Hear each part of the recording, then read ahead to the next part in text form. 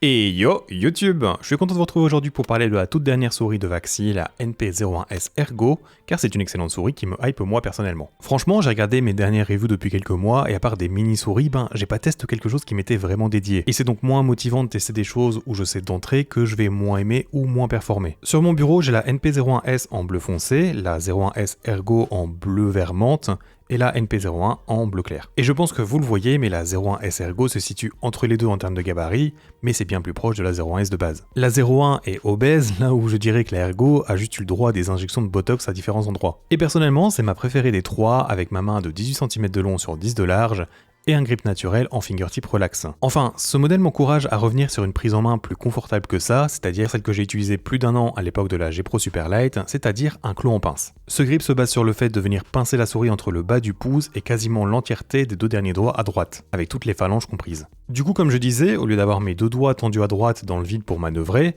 ici la forme de la 01S Ergo me permet de poser entièrement cette partie de ma main sur les courbes de la souris.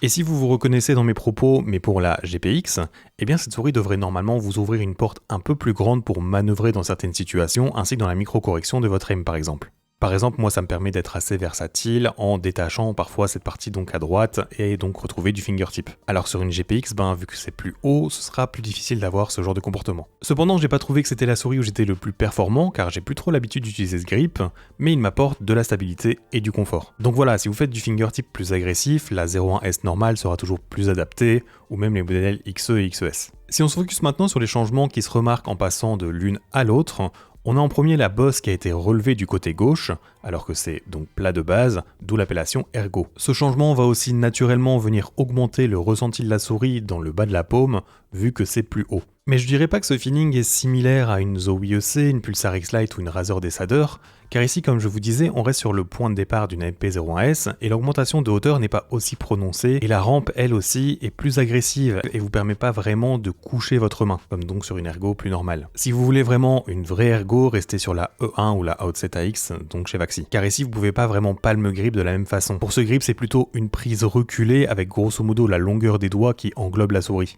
Ensuite, l'autre élément qui distingue ces deux 01S, c'est que la Ergo est moins creusée au niveau du pouce, c'est plus plat sur la partie juste en dessous des latéraux. Du coup, cette souris va également être très bonne pour du claw classique, étant donné que cette forme a des bons atouts pour ça. En fait, avec la rampe qui se dégrade ici tardivement et agressivement, cela va redresser votre main naturellement. Et vous rajoutez donc à ça le fait que ce soit surélevé un peu à gauche, qui augmente la surface de contact, si c'est ce que vous recherchez. En comparaison donc avec ce grip, la main semble plus verrouillée que sur la 01S. Mais bien sûr, ça dépendra aussi de votre morphologie. La dernière chose que j'ai observée et que j'ai appréciée sur cette version Ergo, c'est qu'ils ont avancé un peu le placement du capteur. Au lieu d'être plus bas que le niveau de mon pouce, ici il est plus haut. Et donc je trouve que c'est un peu plus naturel dans mes préférences. Voilà, en soi, il n'y a pas vraiment de meilleure l'une que l'autre, ce sont des souris encore assez proches, mais avec juste assez de variations pour que ça puisse optimiser le grip naturel d'une personne à l'autre.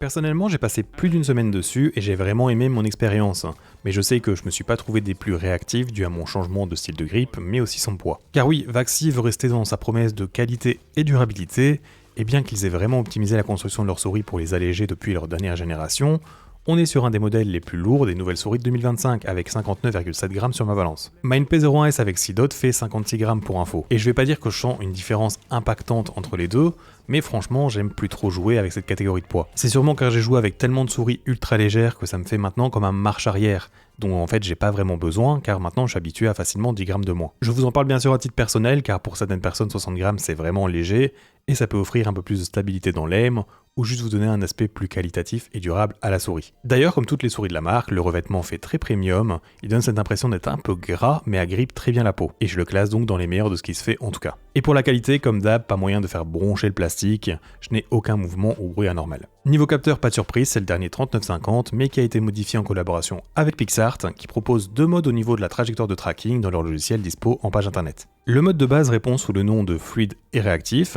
et le deuxième c'est stable et contrôlé. Et franchement j'avoue que j'ai pas testé, mais je vous conseille de le faire de votre côté car selon le jeu auquel vous jouez, ça pourrait être bénéfique. Quand je mets la souris en 4K Hz et que je teste les deux modes, c'est vrai qu'il y a une différence, un peu comme s'il y avait une décélération en fin de déplacement. Mais en jeu, je sais pas vraiment l'impact que ça peut avoir et si c'est vraiment game changer. Et finalement dans le logiciel vous avez aussi le réglage de mode, avec le compétitif ou standard, Un choix qui se porte soit sur les performances maximum ou alors sur une plus longue autonomie. Petit plus que j'aime beaucoup au sujet de ce logiciel et des infos, c'est que vous avez l'estimation en heures de ce qu'il reste avant qu'elle ne tombe à 0%. Il me reste maintenant à parler des patins qui ne sont pas de la même forme que la 01S de base et je les trouve smooth et équilibrés. Ils ont aussi collaboré avec Unusual pour proposer des Silver Fox et Magic Ice directement sur le site. Très bon choix car ce sont deux références de patins que j'aime beaucoup personnellement. Et avant de passer aux features principales, je vous indique quand même que le prix est de 160 € avec le dongle 4K inclus et uniquement dispo sur leur site officiel. Cela fait qu'il faut encore ajouter 10, 15, 20 € de livraison depuis le Portugal, ce qui est vraiment cher. Pour l'instant, il n'y a que la couleur blanche ou ce vert menthe, mais on aura des brunes et roses second batch et des verts fluo et noirs troisième batch. Passons au sound test avant de parler des clics et de la molette, c'est parti.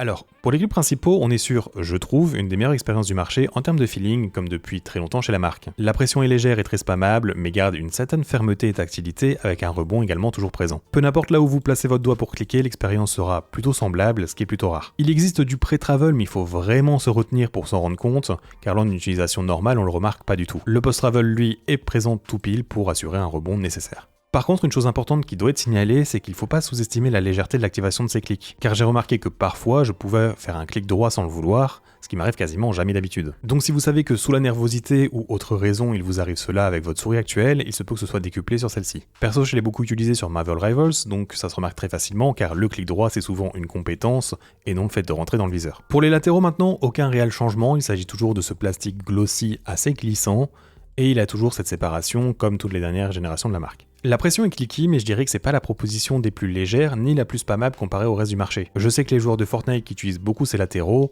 c'est l'élément qui leur plaît un peu moins. Personnellement, moi j'ai aucun problème du coup, car je suis pas dans ce cas-là. Et niveau molette, je l'aime bien en tant que tel, d'écran léger mais qui se ressentent distinctement, avec une pression médium qui peut très facilement se double-clic. Par contre, là où je vais préférer celle de la 01S non ergo, c'est que je la trouve ici un peu éloignée pour ma main de 18 cm de long. En fait, elle ne ressort pas autant de la coque et elle a été avancée sur ce modèle. Donc mon utilisation se fait du bout des doigts, ce qui me limite dans le nombre de crans que je peux activer. C'est très minime et pas game changer du tout évidemment, mais voilà, j'ai quand même trouvé quelque chose de moins bon pour mes préférences en tout cas. Voilà pour cette review, si tu es intéressé par toutes les nouvelles souris dédiées à l'e-sport et plus particulièrement les FPS compétitifs, eh bien n'hésite pas à t'abonner à ma chaîne, rejoindre mon Discord et pourquoi pas aussi me suivre sur Twitter. Merci d'être arrivé jusqu'au bout de cette vidéo et à bientôt.